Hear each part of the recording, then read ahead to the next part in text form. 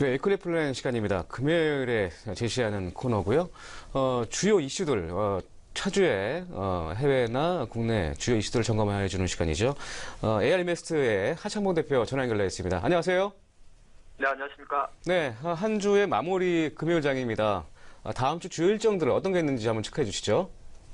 네, 아무래도 뭐 이번 주 같은 경우는 또 트럼프 대통령의 아시아 순방이 있었죠. 이제 중국까지 가서 뭐 미국 입장에서는 상당히 좋은 경제적 뭐 이익을 얻었다 그런 이슈가 있죠.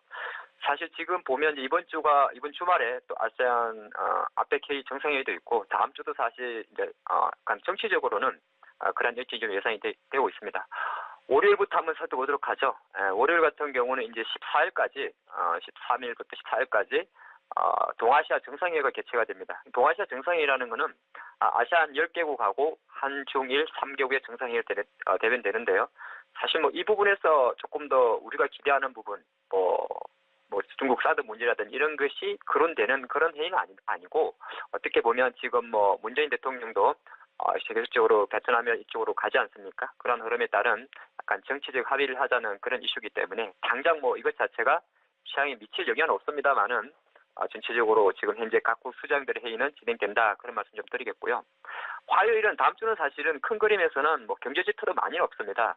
화요일은 미국의 10월 소비자 지수가 생산자 지수가 발표되는데 PPI라고 이야기하는 생산자 지수는 사실 지수 영향력은 작습니다. 지난달 수치를 보면 0.4%, 이제 9월 달을 말하죠. 9월 같은 경우는 전월 수치가 월간 기준 0.4%, YOY 연율 기준 2.6%였고요. 근데 사실 이제 그 다음 날 발표될 15일날 발표되는 소비자 물가 지수가 조금 더 중요하죠. 물론 이제 그게 왜 그러냐면 여러분들 아시겠습니다만은 12월 12일, 13일에 열리는 미국 FMC 회의에서 금리를 올릴 확률이 되게 높기 때문에 여전히 이제 물가 상승률에 많이 주목을 합니다. 근데 9월 수치는 사실 그게 좋지 않았어요. MOM 기준으로 0.5% 그리고 YOY 기준 2.6%니까 어떻게 보면 아직 사실 미국이 소비자 물가 지수만 보고 금리를 올리기에는 아직 시간이 좀 걸린다 그런 말씀 좀 드리겠고요. 우리나라는 사실 이제 그 15일 날이 공식적으로는 4분기 실적 발표 마감입니다. 보통 이제 분기 실적이라는 거는 분기 마감 이후 45일 이내에 해야 되기 때문에 다음 주 15일까지가 어떻게 보면 실적 시즌의 마무리다 그렇게 좀 보시면 좋을 것 같고요. 혹시 지난번처럼 그 분기 보고서를 제출 못하는 기업들이 있다면 그 기업들은 항상 여러분들이 문제가 있구나 그렇게 좀 생각해 보시면 좋을 것 같습니다. 자, 그렇게 해서 목요일 되면요 우리나라가 또 자녀분들이 있으신 분들은 수능입니다. 수능이 열리는 날은 시장이 10시에 열리니까 9시부터 컴퓨터 보셔도 잘 안 열린다는 거 미리 말씀을 좀 드리겠고요.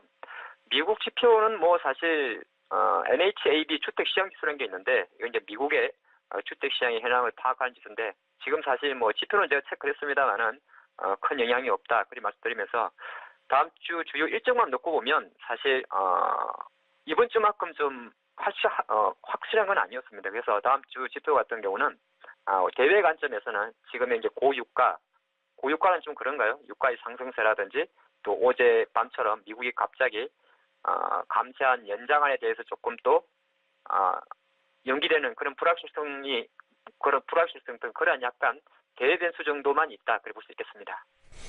네, 코스피가 2,550포인트 언저리에서 지금 혼조세를 보여주고 있는 양상인데요. 하창봉 대표께서 보시는 지수 전망과 또 이망 섹터 언급해 주시죠. 네, 지수부터 한번 보도록 하겠습니다. 사실 코스피 지수를 보면 이번 주는 코스피는 쉬었습니다. 뭐 어떻게 보면 2,550선에서 멈춰 있죠. 사실 지금 시장에서 내년도 3,000선 이야기 많이 나옵니다. 3,000선이라는 게 어려운 건 아니에요. 여기서 500포인트 남았습니다. 물론 이제 또 안 갈 때는 500포인트 어려울 수 있긴 있습니다만은 상당히 긍정적인 흐름인데 과연 지금 이 속도로 계속 갈 수 있느냐에 대한 의문점 좀 갖고 있습니다. 그 근거가 이제 삼성전자라든지 하이닉스라든지 이런 종목들이 팍팍 치워가지 못한다는 거죠. 그래서 코스피 같은 경우는 제가 바라본 관점에서는 또 금융주도 같이 쉬고 있습니다. 당장 이달 말에 금리를 올린다는 이슈가 많은데도 금융주가 쉰다는 것은 장의 흐름 자체가 그렇게 대응적으로 좀 액티브하지 못하다 그렇게 볼 수 있고요. 반면 코스닥 차트를 한번 보면요. 코스닥은 약간 환상적인 차트입니다. 저도 사실 700만 넘으면 좀 기대를 했는데 코스닥이 저 위치가 720입니다만은 좀 긴 그림으로 주봉을 보면요. 그리고 2015년도 7월 달에 코스닥이 급락을 하게 되는데 그 이후로 한 1년, 2년 동안 700선 저항이었습니다. 근데 지금 이걸 뚫어버렸기 때문에 상당히 강한 힘입니다. 그래서 여러분들이 어제 오늘 IT주 느끼는 것처럼 상당히 긍정이다 그런 말씀을 좀 드리면서 약간 제 생각과는 달리 코스닥이 너무 강하긴 합니다만은 중요한 거는 그 흐름이 지금에 들어오고 있다는 거죠. 그래서 좀 전략을 세워드리면 이렇게 좀 보시면 좋을 것 같습니다. 일단 바이오주에 많이 몰리면서 700선까지 담겨온 코스닥이죠. 근데 그 바톤을 어제부터 사실 뭐 2차전지, FPCB, 반도체, OLED 이런 종목으로 확산 중입니다. 그러면서 오늘 또 바이오주는 조금 쉬고 있죠. 근데 바이오주도 제가 바라볼 땐 바로 끝났느냐 꼭 그렇게 보지는 않습니다. 왜? 조금 전에 살펴봤던 코스닥 지수에서 보면 코스닥의 상승세가 워낙 좋기 때문에 코스닥은 바로 바이오 IT가 있겁니다. 그렇기 때문에 여러분들이 다음 주를 면회하시더라도 실적 시즌 어차피 클라이막스가 되기 때문에 뭐 이제 실적 발표를 쭉 움직이는 거는 거의 이번 주가 마무리다 그렇게 보시면 좋을 것 같고요. 지금이 11월 중순이니까 지금부터 매매하시는 종목들은 연말장하고 1월까지 생각하면서 보셔야 됩니다. 그래서 IT주들은 1월 효과를 좀 생각하시면 좋을 것 같고 또 내수주들은 또 연말을 좀 생각하면 좋기 때문에 지금은 역시나 실적 기반 IT 개별주 그리고 내년을 생각하는 관점에서는 내수 유통주들 이렇게 좀 적극적으로 매매도 되는 장이다. 그런 말씀드리겠습니다. 네, 코스닥에 대한 관심 종목 업종들 언급해 주시는데 아무래도 코스닥 쪽에 관심이 좀 많으실 것 같습니다. 네, 지금까지 AR 인베스트먼트의 하창범 대표였습니다. 고맙습니다.